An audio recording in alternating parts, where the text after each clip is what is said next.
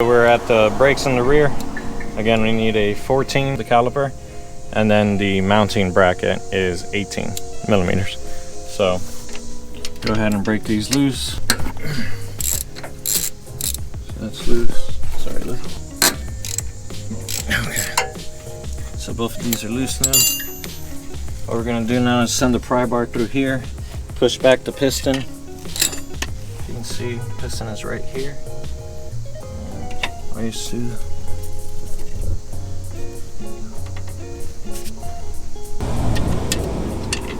now, a neat little trick you can do is if you were just changing pads and not the rotor, you can just take off the top one, loosen up the bottom one, and you can just flip this down like that, and it'll hold the caliper up so it doesn't just drag on this too much. The other option is you can leave the top one and flip it over, whichever one you want. And as you can see, the caliper, the piston itself did not get compressed, so we're gonna have to put it back on here.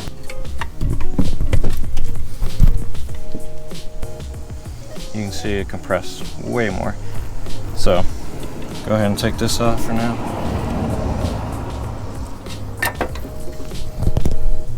You can hang this off to the side over here. And it's not going anywhere. So these will have to be lubed up.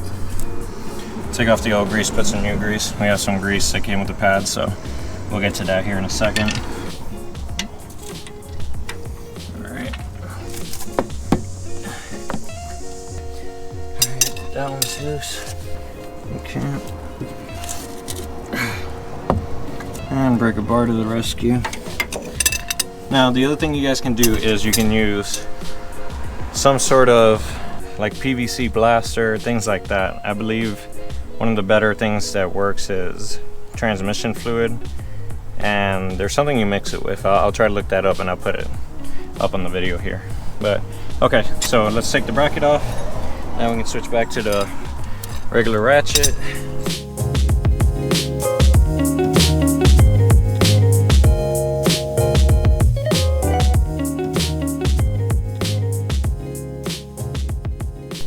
I'm putting my hand here because I don't want to go too far and then punch my fingers against this metal.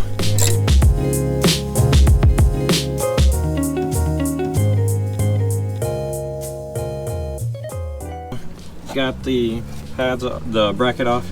So these pads will just come right off. And let me show you the new ones so I can give you an idea of how bad these are.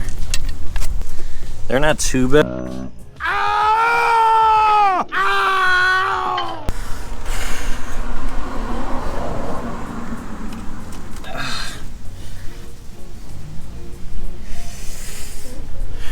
Alright, so they're not too bad, but as you can see, it's maybe about halfway. So we're just going to go ahead and replace them anyways.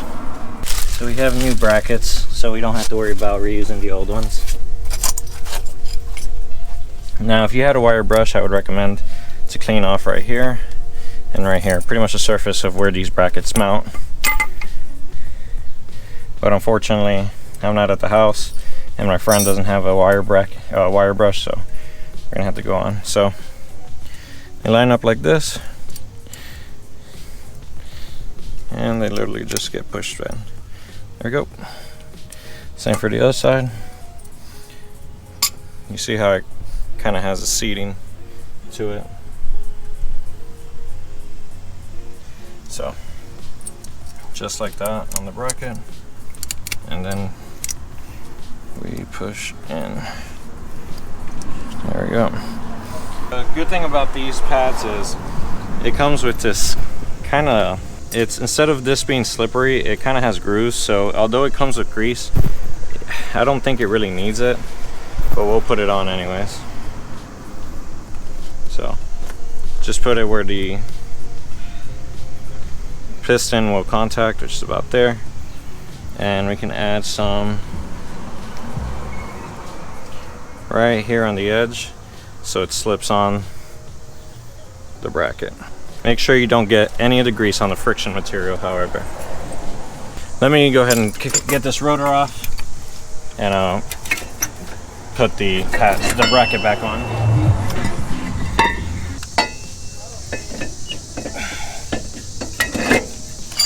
Slide on the new rotor, get the bracket,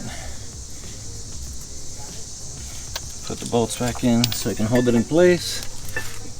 If this rotor is falling off for you, one thing you can do to keep it in place is just put a lug nut right here, tighten it up, and it'll just hold it in place for you. That way it's not flopping all over the place, if it is. If not, then you can just leave it as is. Okay, so here we have the pad again. And okay, so you want the curve to be with the rotor. So you see how it curves like that versus like this, it would actually just kind of be going against the rotor's curve. You want to make sure it goes with the curve of the rotor. Also, these will make it so that it scratches against the rotor to let you know that these pads are worn out and they need to be replaced.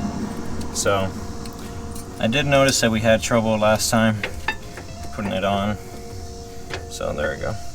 What it is this little bracket right here is getting caught. So just, if you're having a hard time putting it in, see if that's giving you issues.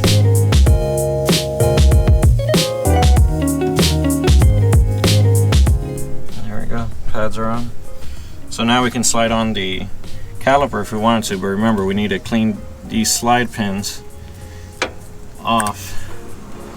Well, these are actually pretty lubed up, but we'll give it some fresh lube and clean off the old lube. Got a good amount of lube on this. Spread it all over the slide pin. Now I gotta just slide it back in. Of course.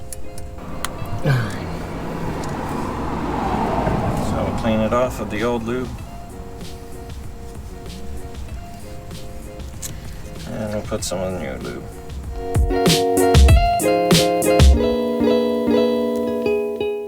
So now I'll go ahead and tighten down this bolt all the way for the bracket.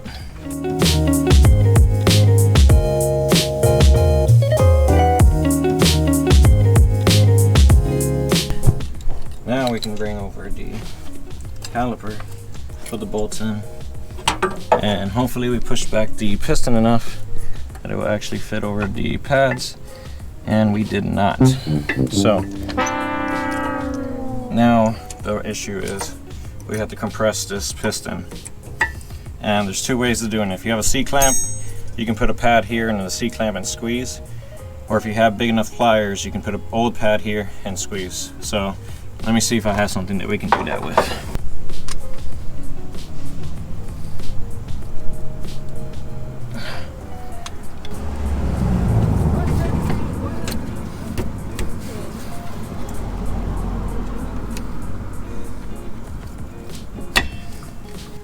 Put the bolts back.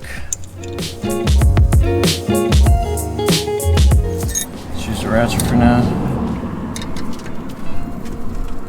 You can see that this part of the slide pin is actually still moving.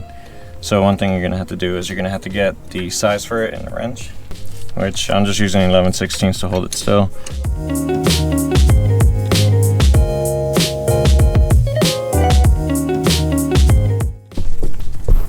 Honestly, just tightening this by hand is tight enough. You don't want to go overboard with these. So we need to bleed the brakes because the fluid is actually filthy green. So I'm going to take this little cap off,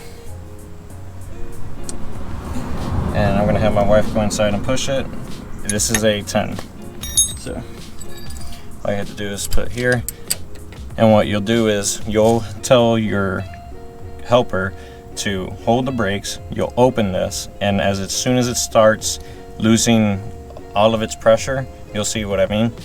You'll close it and then tell them to pump it, and then hold again. You'll open, repeat until you have clear fluid coming out. Now you need to make sure you check your reservoir, because if you go below the master cylinder, I believe that's what it's called, if you go below that, you actually introduce air into the system.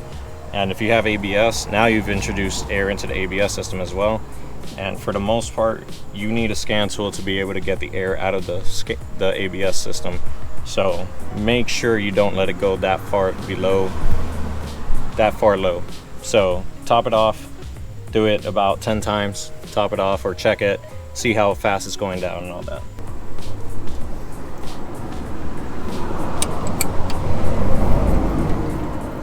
You're holding? Look at that. So that's how we bled the brakes. We have clear fluid coming out. We've tightened this back up. And now don't forget to put your little rubber cap. It's a little dust boot so the dust doesn't get into the brake bleeder. So we sprayed off with some brake cleaner to get off the excess brake fluid. I'll do it one more time. All right, that dries off real quick. And yeah, so we went from these brakes over here and these pads to these brakes here. So hopefully this helped you guys and showing you guys how to do your brakes. I know this was a rough video. Next time I hope to make it better. Thanks for watching, guys. Be safe out there.